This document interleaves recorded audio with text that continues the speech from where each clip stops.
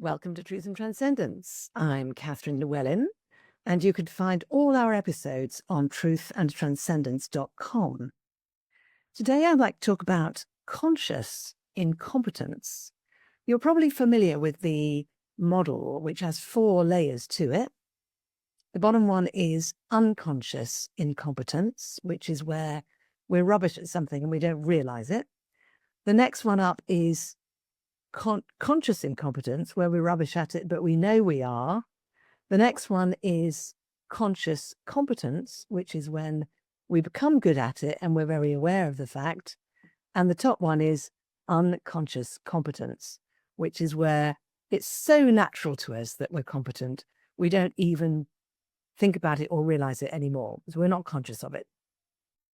So I want to focus on conscious incompetence, because that's the one that most of us find most uncomfortable. However, unfortunately, it is actually the gateway to the other 2 above. So being aware that we're rubbish at something is actually the highest point of leverage.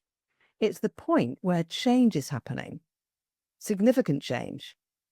Because without being conscious of being not good at something, we're not going to change, we're not going to learn, we're not going to grow. So why do I mention this? Because something I've noticed is that if I feel really aware that I'm not good at something, I therefore don't like doing it, I don't like the feeling, I want to avoid the feeling, I will go and try and find situations where either I'm consciously competent or I'm unconsciously incompetent. So I still feel comfortable because I'm not aware of how bad at it I am. Or where I am unconsciously competent because it just happens easily. I'll try and avoid that uncomfortable place of being aware that I'm not good at something. I'm failing at it. I'm trying to do it. It's a struggle. It's a place of struggle. It's a place of difficulty. So I want to reframe that and just say, actually, the healthy place to be in our lives is to have a good amount of the time in a place of conscious incompetence. If we're never, ever in that place, if we always feel comfortable with our degree of capability and competence, we're not growing, we're not expanding, we're not learning. So if in your life you've got something you don't feel very good at, so an example that comes up a lot with people I know is social media, where people say, oh, I can't do social media, I hate social media. And then often the script will then go on into, and social media is bad and wrong, and that's wrong with our society, and nobody relates anymore, and nobody can read books anymore. And this is the litany that can emerge from that. Whereas what's often actually, all that might be true, but what's probably more central to the reality in the moment is that the person speaking, for some reason, needs to engage with social media as part of their marketing or promotion or whatever. And they're really bad at it. They're really not good at it. They don't know how to do it well. And they really don't like that feeling. They really don't like that feeling, and they're not willing to engage with that feeling. So what would engaging with that feeling look like? Well, it would look like somebody taking stock and saying, okay, I've decided to do this. I'm not good at it. What am I going to do? Am I going to learn how to do it? Or am I going to ask someone else to do it for me? Or am I going to do a mixture? In other words, am I going to take responsibility for the fact that I'm not good at it? And am I going to do something about that that's responsible and moves things forward? If somebody doesn't take that position, then either they'll just avoid doing it or forget to do it, or spend a lot of time anxious about not doing it, or resistant to doing it and still not doing it, or they might just throw themselves at it and then get upset when it doesn't work, or then get upset when they're working at 3 a.m. trying to create a post and put up a post because it takes them so long to do it, or because they've been avoiding it for so long. So in other words, that's not a good result. So the good result happens when somebody actually acknowledges, I'm not good at that. What am I going to do about it? And okay to not be good at it, because I can become good at it, or I can find someone else who's good at it. And then you're in a completely different world. The example that used to be talked about a lot when I first heard this model of competence was about driving a car. So you're not really, well, the unconscious incompetence doesn't really exist in terms of driving a car. You know you can't drive a car. Some people who've never driven a car think it looks easy and they think they could just get in the car and just drive it and they'd be fine. And I've seen people get in the car and think it's going to be easy and fine and just try to do it. And I've done that myself. Once some friends of mine said, well, you could just drive our car down the drive. And I went, but okay, great. Why not? We were probably stoned at the time, actually. Anyway, there's so much wrong with this story. So I drove their car down the drive, but I'd never had any driving lessons. I had no idea. No one told me that you have to slow down to take the bend at the bottom.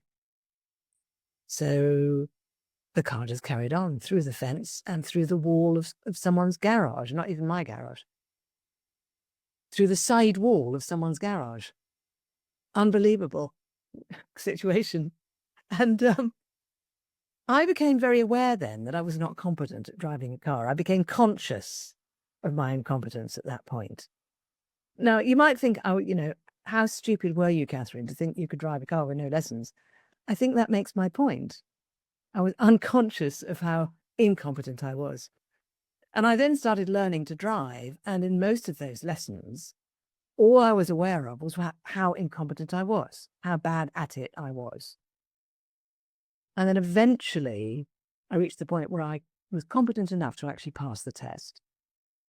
And then it took a long time after that before I really felt capable. So I was well in that third level up. And then after that, I moved into the unconscious competence where I don't even think about it. I can just drive a car. I don't even think about it. But we have that in all sorts of other aspects of our lives. How to be in a relationship, how to make love. Some of us might have cringy memories of early experiences of conscious incompetence around lovemaking. And some of us have had the experience of being consciously capable and actually doing quite well in lovemaking. And some of us have reached the elevated heights of unconscious competence where this is just something that we just flow with and we're actually very good at it and we're very present and very capable. So there's all sorts of, that's two ends of the extreme in terms of important experiences, being able to drive, lovemaking. There are many, many others in between. Bringing up children. Most parents I know have existed in a space of conscious incompetence for years.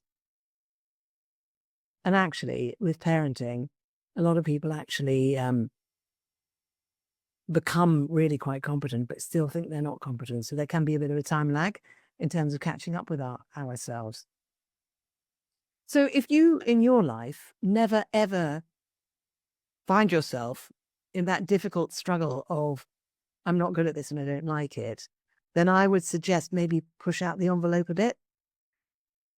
Maybe put yourself in some situations where you're actually doing something that you're not already good at and where there's an opportunity for you to learn and grow.